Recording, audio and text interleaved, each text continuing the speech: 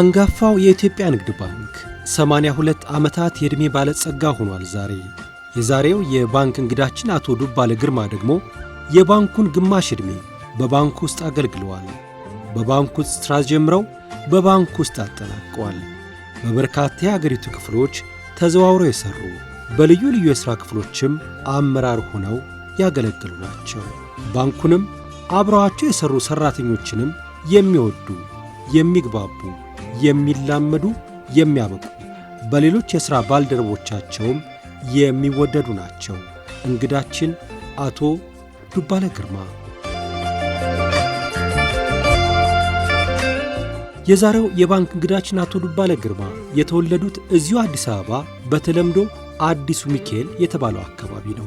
ኮልፌ አጠና ተራ የካቲት 23 መለስተኛ ሁለተኛ ደረጃ ትምህርት ቤት እንዲሁም ጄኔራል ዊንጌት ደግሞ ከአንደኛ ደረጃ እስከ ከፍተኛ ሁለተኛ ደረጃ ትምህርት ቤት የተማሩባቸው ትምህርት ቤቶች ናቸው።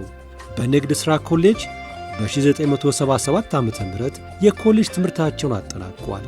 በዚያው ዓመት የኢትዮጵያ ንግድ ባንክን ተቀላቅለው ለድፍን 40 ዓመታት ደከመኝ ሰለቸኝ ሳይሉ በታማኝነት በአገልግሎት በጽናት ዘልቀዋል። ሥራቸውንም ባንካቸውንም በተግባር የሚወዱ በርካቶችን አንጸው አላምደው አንቱ የተባሉ አመራር ያደረጉ ናቸው። አብራችሁን ስትቆዩ በቅርብ ወዳጆቻቸው ምስክርነት አጅበን ከራሳቸው አንደበት ያልተሰሙ ታሪኮችን እናዳምጣለን። የተደረገላቸውን አሻኛኘትና የተሰጣቸውን ፍቅርንም እንመለከታለን። አብራችሁን ቆዩ የአክብሮት ግብዣችን ነው። ጋሽ ዱቤ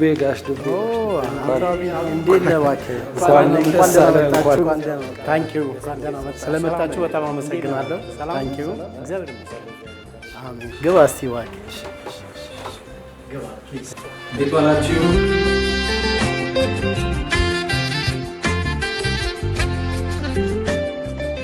ጋሽ ዱቤ እጅግ በጣም ደስ ብሎኛል። ዛሬ እንግዲህ ለአንተና ለመላ ቤተሰብ ትልቅ ቀን ነው። ለ40 ዓመት ያክል የቆየበትን አንጋፋውን ኢትዮጵያ ንግድ ባንክ በክብር በጓደኞቹ ፊት የምትሸኝበት ነውና እንደው ምን አይነት ስሜት አለው? 40 ዓመት ቀልድ አይደለም፣ ብዙ ዓመት ነውና ዛሬ ደግሞ ልዩ ቀን ይመስለኛል። አንተና ከስሜቱ ልነሳ እስኪ ጋሽ ዱቤ። እኔ ከቤተሰቤም በላይ ነው ባንኩን በእውነት እንትን እምለውና ያው ቅርብ ይልህም ግን አንዱ የህይወት ገጽታ ስለሆነ ምንም ማድረግ አልችልምና ፊል አደርጋለሁ። ግን ያው እንግዲህ እንዳመጣጡ መመለስ ነው። ጥሩ ነው። ጋሽ ዱቤና የኢትዮጵያ ንግድ ባንክ እንዴትና መቼ ተዋወቁ? እንደው ዓመተ ምሕረቱን ጊዜውን አጋጣሚውን እስኪ እንደው አጠር አድርገህ ገለጽልኝ። ከኮመርሻል ስኩል ጆይን ካረኩ በኋላ ቀጥታ የገባሁት በ1977 ዓመተ ምህረት የኢትዮጵያ ንግድ ባንክ እጣ ማውጣት የሚባል አለ። ያ እጣ ማውጣት ምንድነው? ለኢትዮጵያ ኢንሹራንስ ኮርፖሬሽን፣ ለኮንስትራክሽንና ቢዝነስ ባንክ፣ ለልማት ባንክ፣ ለኢትዮጵያ ንግድ ባንክ የሚያከፋፍለው በወቅቱ ብሔራዊ ባንክ ነው እና ለሁሉም ከተከፋፈለ በኋላ የኔ እንደ አጋጣሚ ሆኖ የኢትዮጵያ ንግድ ባንክ ሆነ። የኢትዮጵያ ንግድ ባንክ ላይ ስራ ጀመርኩኝ። ቀጥታ የጀመርኩት የኮልፌ ቅርንጫፍ የሚባል ወደ አውቶቡስ ተራ ትንሽ ሄደት ብሎ ያለ ነው፣ መሳለሚያ ይባላል በተለምዶ እና እዛ አካባቢ ነው ስራ የጀመርኩት። 1-2 ዓመት ያህል ከሰራው በኋላ ቀጥታ የሄድኩት ወደ አርባ ምንጭ ነው። አርባ ምንጭ አካውንታንት ሆኜ ሄድኩኝ። 2 ዓመት ተኩል ያህል ከቆየው በኋላ ቀጥታ ወደ ክብረ መንግስት የሚባል ሀገር ነው የሄድኩት። ክብረ መንግስትም እንደዚሁ 1 ዓመት ያህል ከቆየው በኋላ ወደ አዲስ አበባ ተመለስኩ። በኢትዮጵያ ንግድ ባንክ በ1977 ዓ.ም በኮልፌ ቅርንጫፍ የተጀመረው የአቶ ዱባለ ግርማ የሥራ ቆይታ አርባ ምንጭ፣ ክብረ መንግሥት፣ ሲዳሞ፣ ጂንካና ጋምቤላ እያለ ቀጠለ። ወደ አማራ ክልልም አቅንተው ቡሬ፣ ዳንግላ፣ ፍኖተ ሰላምም አገልግለዋል። የሁመራ ቅርንጫፍም ላይ ሰርተዋል። ከኢትዮጵያም ወጣ ብለው የኢትዮጵያ ንግድ ባንክ የደቡብ ሱዳን ጁባ ቅርንጫፍ ሲከፈት የመጀመሪያው ሥራ አስኪያጅ ነበሩ። በመካከል የጁባ ማስታወቂያ ወጣ። ያንን ተወዳደርኩ። ጁባ ሄድኩኝ፣ ደቡብ ሱዳን ማለት ነው። በጣም ከባድ ነው ሙቀቱ። እንደገና ካልቸሩ ራሱ ማስታወቂያ መስራቱ ራሱ እኛ እዚህ አዘጋጅተን ይዘናቸው የሄድናቸው ብሮቸሮች፣ ሊፍሌቶች ለማህበረሰቡ እንትን ለማድረግ በግድ ቋንቋውን ማወቅ ይጠብቃል። አረብኛ ነው ሬጉላር የሚናገር፣ ስፓኒኛ አለ፣ እንግሊዝኛ አለ እና እነዚህን ቋንቋዎች ከእንግሊዝኛ በስተቀር ሌላውን ያው አንችልም። ግን ለሚረዱ ሰዎች ያንን እያስተዋወቅን ባንኩን ነፍስ እንዲዘራ አድርገን አካውንቶች እንዲከፈቱ ተደረገ። 3 ዓመት ተከታታይ ትከስራላችሁ እና ይህን ኪሳራ እንዴት ነው አፎርድ የምታደርጉት የሚል ጥያቄ ወይም ማሳሰቢያ ተሰጥቶን ነበረ እና ቶሎ ወደ ትርፍ መግባት አለባችሁ ተብሎ ነበር። ነገር ግን ባደረግነው ከፍተኛ ጥረት የመጀመሪያው ዓመት $221,000 ትርፍ አገኘ። ሁለተኛ ዓመት ላይ 3 ሚሊዮን አገኘን። ከዛ በኋላም 2 ዓመት ከምናምን ቆይቼ ስለነበር የቤተሰብ ናፍቆት ምናምንም ስለነበረ ወደ አዲስ አበባ ልመለስ የሚል ጥያቄ አቀረብኩ። ተቀባይነት አገኘው። የዛሬው የባንክ እንግዳችን አቶ ዱባለ ግርማ በደቡብ ሱዳን ጁባ ከሰሩ በኋላ ወደ አዲስ አበባ በመመለስም የቂርቆስና የአራዳ ቅርንጫፍ ሥራ አስኪያጅ ሆነው ሰርተዋል። በዋና መስሪያ ቤትም አድሚኒስትሬሽን ማኔጅመንት፣ በኳሊቲ አሹራንስ እንዲሁም የግዢ ክፍልም ከሰሩባቸው የሥራ ክፍሎች መካከል ይጠቀሳሉ። አቶ ዱባለ ላለፉት 40 ዓመታት ባንኩን ሲያገለግል 32 ዓመታት በአመራር ደረጃ ነው የሰራው። ዳይሬክተር ሆኖ የሰራባቸው ቢሮዎች በአጋጣሚ አዳዲስ መቋቋም ያለባቸው ክፍሎችን ነው። አድሚኒስትሬሽን ኤንድ ሎጂስቲክስ፣ ኳሊቲ አሹራንስ የሚባል ክፍል ነበር በፋሲሊቲም እሱን ክፍል አደራጅቷል። እንደገና ዲጂታላይዜሽን ላይ መጀመሪያ የቆረቆረው ዱባለ ነው። እርሊ ዘ ሞርኒንግ ነው የሚገባው፣ 1 ሰዓት ተኩል ነው የሚገባው ነበረ። ሌሎች ሰራተኞችም ያን ነገር አዳፕት አድርገው እንደወሰዱ ተገንዝበናል። ከአቶ ዱባለ ጠንክሮ መስራት ወሳኝ እንደሆነ፣ በኢንቴግሪቲ መስራትም እንደዚሁ ወሳኝ እንደሆነ ለመማር ችለናል። እንደ ባንከር ትልቅ ኳሊቲ ብዬ የማስበው ሁላችንም ሊኖረን ይገባል ብዬ የማስበው ሰው ማክበር፣ ከስተመር ማክበር ነው። ኤክስትራ ማይል ሄዶ የሚሰራ ሪሊ በትክክል ለባንኪንግ ኢንዱስትሪ የተሰራ ሰው ነው ብዬ ነው የማስበው። ብዙ የምንማርበት ሰው ነው ዱቤ ብዬ ነው የማስበው። ወደ አቶ ዱባለ ግርማ እንመልሳችሁ።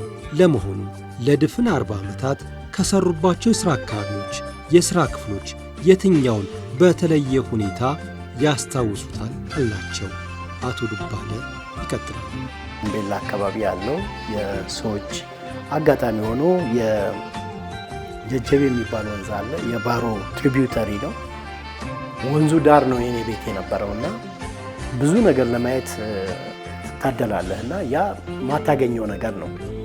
ወደ ሱዳን ስትሄድ ደግሞ wherever you go በቃ እዛም ሲበሉ ካለ ናተፈደል ነው የምትባለው፣ ናብላ ነው። ዞሮ ዞሮ እነዚህ 2 ቦታዎች ላይ የተለየ ነገር ያየሁበት አካባቢ ስለሆነ መቼም አረሳው። ከኳሊቲ አሹራንስ ወደ ፕሮኪውመንት ሲሄድ እስኒው እኔ ኦፕሬሽን ላይ 33 ዓመት ሲሰራው ነኝ። እዛ ሲሄድ ምንም ላቅ አልችልም። አቶ ኤፍሬም እና አቶ ፎይኖ እና ሌሎች ሚኒስትር ባልደረቦች የሆነ ነገር መጀመሪያ ላይ የሚሉ ነገር አለ። ያንን ያዝኩኝ። ታንኪዩ ቱ ዘም እውቀት አገኘው። ውጭም ልጠቀምበት እችላለሁ የምለው እኔ ፕሮኪውመንት።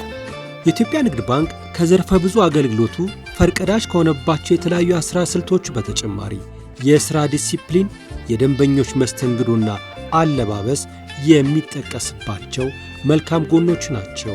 ይህንንም አቶ ዱባለ ግርማ እንዲህ ያስታውሳሉ። ድሮ አሁን ያው ሽክ በልክ ሆነናል። አለባበሳችንም ከዩኒፎርም መጥቷልና ግን እንደው ድሮ ከ40 ዓመት በፊት የኢትዮጵያ ንግድ ባንክ ያለባበስ ስርዓት ምን ይመስል ነበር? ምንድነው መሰለ፣ በዛ ጊዜ ከእንግሊዝ ሀገር ኮትና ሱሪ ከነከረባቱ ይመጣ ነበር። በብድር ነው የሚመጣው። የ200 ምናምን ብር ይመስለኛል ዋጋው። ያ ከነቅያሪው ስለሆነ አንዱ ላውንደሪ ሲገባ አንዱን ትለብሳለህ። እንደዚህ አይነት ነገር ነበረ። በኋላ በእኛ ጊዜ ሲመጣ ግድ ነው፣ ኮትና ሱሪ ግድ ነው። በምንም አይነት ከረባት ሳታረግ ንጽህናን ጠብቀስ መግባት እንዳለብህ የቢሮ ኃላፊዎችም ስለሚያውቁ ይሄ ግድ ነው። ምንም ኔጎሼት የምታደርገው ነገር የለም። በኋላ ቆየና ወደ 79 አካባቢ ይመስለኛል እኔ ከ1 ዓመት ከምናምን ከሰራው በኋላ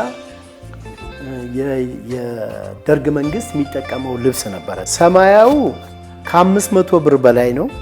ከ500 ብር በላይ የሚያገኙ ሰራተኞች የሚለብሱት ነው፣ ወይም ኃላፊነት ቦታ ላይ ያሉ ሰዎች የሚለብሱት ነው። ይሄ ካኪው ደግሞ እንደዚህ አይነት ከለሩ ደግሞ ምንድነው መሰለ በምትፈልገው ፋሽን ታሰፋዋለህ። ግን ከረባትና ሸሚዝ የተሰመስ ከሱ ጋር ተያይዞ በጣም የሚወራውና ብዙ ጊዜ የሚነሳው የኢትዮጵያ ንግድ ባንክ በአጠቃላይ የባንክ ሰራተኞች ከነበራቸው አለባበስ ከነበራቸው ዲሲፕሊን የተነሳ ሰዎች ብሩን አምጥተው ሳይቆጥሩት እንግዲህ ቆጥረ ንገረኝ ብለው ሰጥተው ሁሉ ይሄዱ ነበር ይባላል። እና እንደው አጋጥሞ ያውቃል? እንደው የተለየ ትዝታም ካለ? ይሄ ስለ እውነት ለመናገር ከሆነ ይሄ እስከ ቅርብ ጊዜ ድረስ ነበር። እዚህ አዲስ አበባ ክፍለ ሀገርም ላይ ፍራንክሊ ትልልቅ የወርክ ቮሊዩም ወይም ሴልስ ቮሊዩም ያላቸው ደንበኞች በትልቅ ፔስታል ወይም በጆንያ ነው ብር ይዘው የሚመጡት። ያንን ቁጭ ብለው ሊያስቆጥሩ አይችሉም። ስራ ስላላቸው ያንን የዲፖዚት ቫውቸሩ ላይ ይሞላል፣ በዲኖሚኔሽን ይቀመጣል። ምን ያህል እንደሆነ ቆጥረው ነው እንትን ያሉት። ቶታሉ ይጻፋል። ከዛ ያ ከተጻፈ በኋላ ቼክ አድርገን ትርፍ ካለ ለብቻው ገቢ ይሆናል። እንደውም ገቢ የሚሆነው ምንድነው ፎርማቱን ከሞላም በኋላ ሰውየው አለቀ ወይ ብሎ ሲመጣ ከብዙ ሰዓት በኋላ ና ይችኛዋ ትርፍ ነች ገቢ አድርገናል እዚች ጋር ፈርም ነው ማለት ነው። የመጀመሪያውን ፈርሟል። ደንበኛው ራሱ እምነቱ እንደውም ከ100% በላይ ነው ማለት ይችላል። በቃ ሙሉ እምነት አለው ባንኩ ላይ። ወደ ቴክኖሎጂዎቹ እንግባ። ጋሽ ዱቤ አሁን የኢትዮጵያ ንግድ ባንክ የደረሰበት የቴክኖሎጂ አጠቃቀም አሁን ባንክ በእጃችን ሆኗል። የት ጀምሮ አሁን የት ደርሰናል? ቴክኖሎጂው የውጭ ባንኮች ነበሩ። እነዚህ ባንኮች ባንኮ ዲ ናፖሊ፣ ባንኮ ዲ ሮማ፣ ባንኮ ዲ ናዛሬ የሚባሉ ባንኮች ነበሩ። ይዘውት የመጡት ሬጂስተር በጣም ኋላ ቀር የነበረ ስለሆነ ኤክሰርሳይዝ ቡክ የሚል ምናልባት የድሮ 16 ገጽ 20 ገጽ ምናምን እንለዋለን። እዛ ላይ ቀኑ ይጻፋል፣ ስንት ብር እንዳስገባ ይጻፋል፣ ባላንሱን ያስቀምጣል። በቃ ይሄ ነው እና መጨረሻ ላይ ራሱ ስራ አስኪያጁ ይፈርምበታል። ከዚህ በኋላ ነው እንግዲህ መርጅ ካደረገ በኋላ ለእያንዳንዱ ሰው ያው በዓለም ላይ የሚካሄዱ የባንኪንግ አሰራሮችን አዶፕት በማድረግ ሌጀር፣ ጀነራል ሌጀር፣ ሰብሲደሪ ሌጀር ምናምን የሚባሉ ነገሮች መጡ። ከዚህ በኋላ ደግሞ ቆይቶ ሲስተም ሲመጣ ፒክቸሩ ሲስተም ውስጥ አለ፣ ፊርማ ሲስተም ውስጥ አለ። ምንም እንትን የምትለው የለም። ፖስቲንግ የምታደርገው በሲስተም ነው። ሁሉ ነገር ትጨርሳለህ። ባላንስ የሚሰጥ ራሱ ነው። ምንም ችግር የለውም። ራይት ናው ደግሞ ምን ተፈጠረ? የሞባይል አክሰስ ትራንዛክሽን ባንኪንግ አክሰስ እንድትጠቀም ትራንዛክሽኖችን እንደፈለክ ማሳለጥ እንድትችል ሁኔታዎች ተፈጠሩ። ለዚህ ደግሞ እያንዳንዱ ቤት ቁጭ ብሎ ወጪ ማድረግ፣ ትራንስፈር ማድረግ የመሳሰለ ነገር ይጠቀማል ማለት ነው። አሁን ያለውን ጊዜ ከዛ ጋር ስታነጻጽረው ኢትስ አ ቢግ ዲፈረንስ። የሰማይና የምድር ያክል በጣም የመስሪያ እቃዎችስ አሁን ጋሽ ዱቤ የመጨረሻው ደረጃ ላይ ደርሰ ነው እንግዲህ አሁን ሌተስት የሚባለው ያኔ ምን ተጠቅማችሁ ነበር? እኔ ብታምንም ባታምንም ምንም እንቅስቃሴ አሁን ባክ ኦፊስ ላይ ቲኬት ማዘጋጀት አለብህ። ቲኬቱ ወደ ካሽ የሚገባ ነው ወይም ደግሞ ራሱ ዴቢት ክሬዲት ሆኖ ከጀርባ ተፈርሞ የሚያልፍ ነው። ወደ ጆርናል የሚባል አለ፣ ወደዛ የሚያልፍ ነው። ይሄንን በታይፕራይተር ነው። ታይፕራይተር የተበላሸባቸው ቅርንጫፎች እንደውም በእጅ ነው፣ ፎርማቱ ስላለ በእጅ ነው። ታይፕ ግን ነበረ በታይፕ ቅድም እንደነገርኩ ሪፖርቱ በዛ ነው የሚዘጋጀው። የእያንዳንዱ ቀን ትራንዛክሽን ዴቢት ክሬዲት የሚዘጋጀው በዛ ነው። ከካሽ በስተቀር ያለ ከካሽ ጀርባ ያለው ነገር ሁሉ በዚህ ነበር የሚዘጋጀው። በኋላ እንደውም ቆይቶ ምን መጣ? ከኖርማል ታይፕራይተር ወደ ኤሌክትሪክ ታይፕራይተር መጣ። ከኤሌክትሪክ ታይፕራይተር ደግሞ አሁን እንደምታየው ወደ ፒሲ። አቶ ዱባለ ግርማ በባንክ ውስጥ ባላቸው ቆይታ ባካበቱት ልምድና ታሪክ አዋቂነታቸው መነሻ በማድረግም አበይት በሚባሉ የባንኩ ሁነቶች ላይ በመገኘት የባንኩን ታሪክ እንዲያብራሩ የቆዩ መረጃዎችና ቁሳቁሶች ላይ ማብራሪያ እንዲሰጡም ሲደረግ ቆይቷል። ይሄኛውን እንመልከት።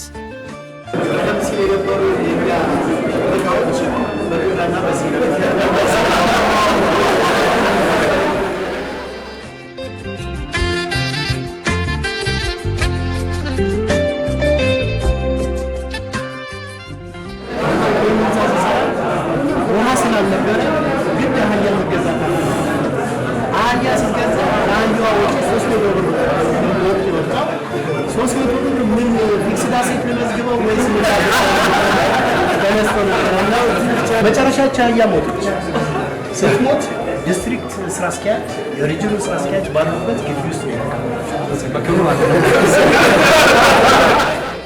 ለአዲስ ለመጡ ሰራተኞች ትምህርት የሚሆን የሄደበትን ጉዞ ያለፈበትን ኤክስፒሪየንሱን በደንብ የሚገልጽ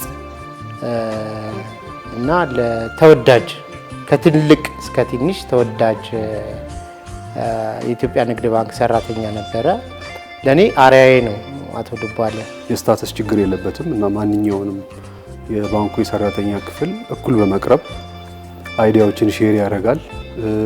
መረዳት አለበት ብሎ የሚያስበው ሰው ካለ በግል ተነሳሽነት ሰዎችን ይረዳልና እንዲህ አይነት መልካም ባህሪዎች መገለጫዎች አሉት። እሱ ስራ ባይኖረው እንኳን እኔ እጅ ስራ ካለ ኦር ሌላ በአካባቢ ያለ ሰው የሆነ ስራ ካለው እና የሱ ሰፖርት ከተፈለገ እንደ ራሱ ስራ ነው የሚሰራው። ለዚህ አይነት እድልና ክብር የሚበቁ በጣም ጥቂቶች ናቸው፣ ደግሞም የታደሉ ናቸው። አቶ ዱባለ ግርማ ከነዚህ በጣም ጥቂቶቹ እና ከታደሉ ሰዎች አንዱ ስለሆነ እንኳን ደስ አለ ለማለት እፈልጋለሁ። አቶ ዱባለ ይቀጥላሉ።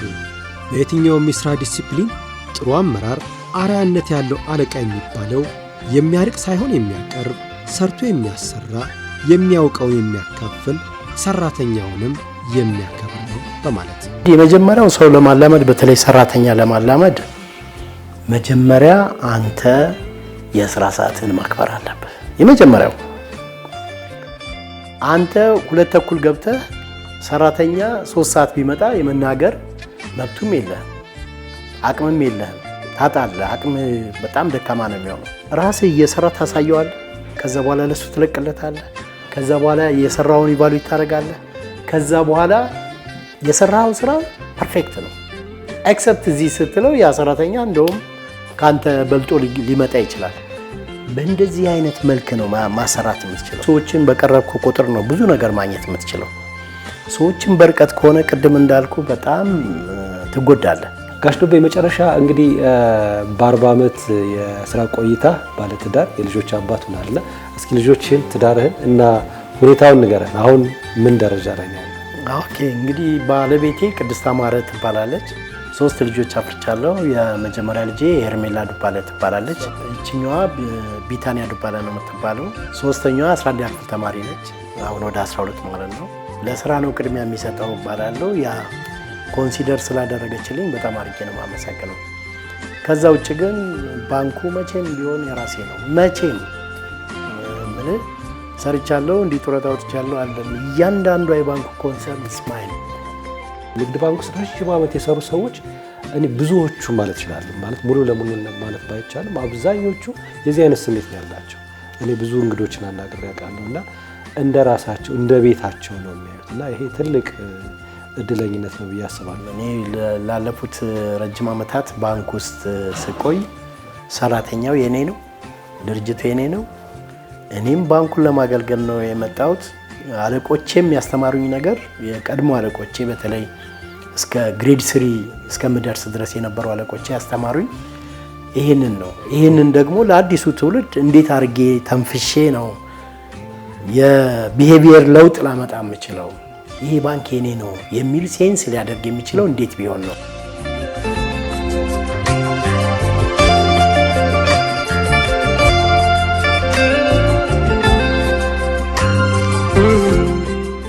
ያው አባቴ እንኳን ለዚህ ቀን አደረሰ። ያው አንድ ቦታ 40 ዓመት መስራት ቀላል ነገር አይደለምና ብዙ ነገሮችን ተምረናል ካንተ እና እንኳን አደረሰ ማለት ፈልጋለሁ። ከሱ ወስጃለሁ ብዬ የማስበው አንድ ነገር ላይ ስቴብል ሆኖ መቆየት፣ ራሱን አፕዴት እያደረገ ከፍ ያለ ፖዚሽኑን እያስተካከለ አንድ ነገር ላይ ኮንሲስተንት ሆኖ መቆየቱ እሱን ተምሬያለሁ ብዬ አስባለሁ። ትዕግስትም ማለት ነው። እሱ ትልቅ ነገር ነው። እንኳን ደስ ያለህ፣ እንኳን አደረሰ ዱብሽዬ፣ የኔ ጌታ፣ የኔ መልካም ባል።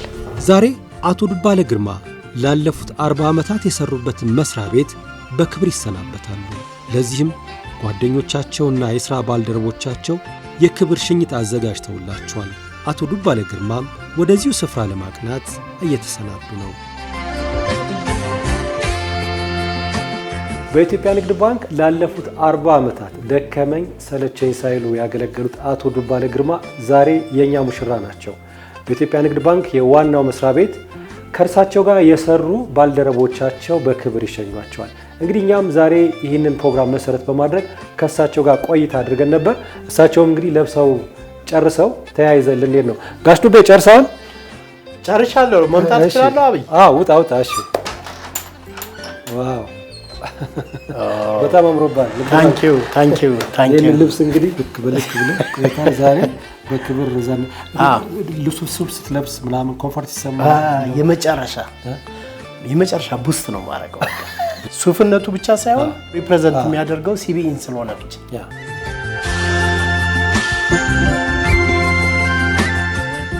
አቶ ዱባለ ልቦና ምን ይነግርሃል? ምን ኤክስፔክት ታደርጋለህ በዛሬ ፕሮግራም? እኔ ብዙም ኤክስፔክት ማድረገው ነገር የለም። ያው ቤቴ ነው። ብዙም ምናልባት ማኪያቶ ከጋበዙኝ ብዬ ነው። አለቆቼን አቶ ሙሉጌታን፣ አቶ ኤፍሬምን፣ ሌሎችም አቶ አማረ፣ አቶ ደረጀ፣ ሌሎችም አቶ ሚዲክሳ፣ እነዚህን ሁሉ በጣም አድርጌ ነው የማመሰግነው። በአጠቃላይ ከኔ ጋር አብረው የሰሩ ልጆች፣ የስራ ባልደረቦቼ፣ በእኔ ሌብል ያሉ ከኔ በታች ያሉትንም ከእናንተ ጋር አብሬ ስለሰራው በጣም ደስተኛ ነኝ ሲበዛ። ከዛ በተጨማሪ ደግሞ ከሁሉም በላይ ደግሞ አቶ አቤ የሚሰጣቸውን ዳይሬክሽኖች ትምህርት ናቸውና እኔ በጣም እድለኛ ነኝ ማለት እችላለሁ። ከእናንተ ጋር አብሬ ስለሰራው በጣም ደስተኛ ነኝ ሲበዛ።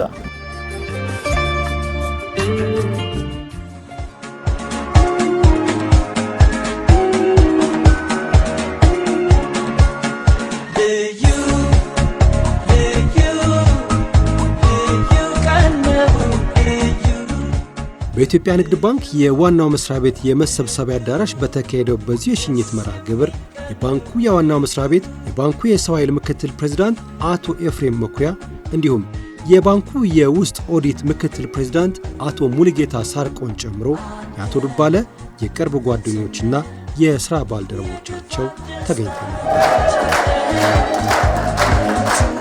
ለክብራቸው የሚመጥን ኬክ ተቆርሶ መልካም የሕይወት ዘመን ተመኝቶላቸዋል።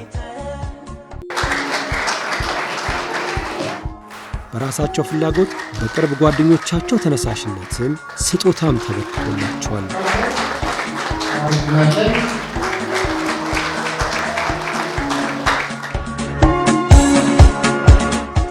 ከአቶ ዱባለ ማየት የምንችለው ባንኩን በጣም በተለየ መልኩ በመውደድ የሚጠቀስ ፐርሰናሊቲ ያለው ጥሩ የሆነ የፕሮፌሽናሊዝም ጆርኒ ነው የነበረው። በተለይ ደግሞ ደንበኛን በማገልገል ያለው ተሞክሮ ደግሞ በጣም የተለየ እንደነበረ አለቆቹም ጨምረው ዊትነስ ያደርገው ያለው። ሁላችሁንም በራሴ ስም በባንኩም ስም ማመስገን ፈልጋለሁ። ንግድ ባንክ ማገልገል እኔ እንደ ፕራይድ ነው የማየው፣ ትልቅ ኩራት ነው እና እንኳን ደስ አለ ማለት ፈልጋለሁ። አቶ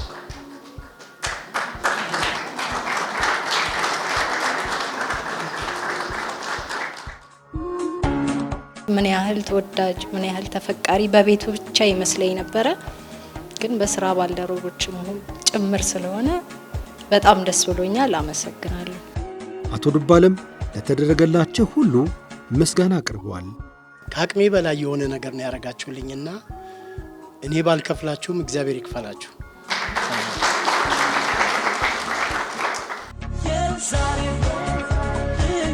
በኢትዮጵያ ንግድ ባንክ ስራ ጀምረው በዚሁ በኢትዮጵያ ንግድ ባንክ ላለፉት 40 ዓመታት በማገልገል ስራቸውን ላጠናቀቁት በክብር ለተሸኙት አቶ ዱባለ ግርማ እኛም መልካሙን ሁሉ እንመኛለን። መልካም ጊዜ።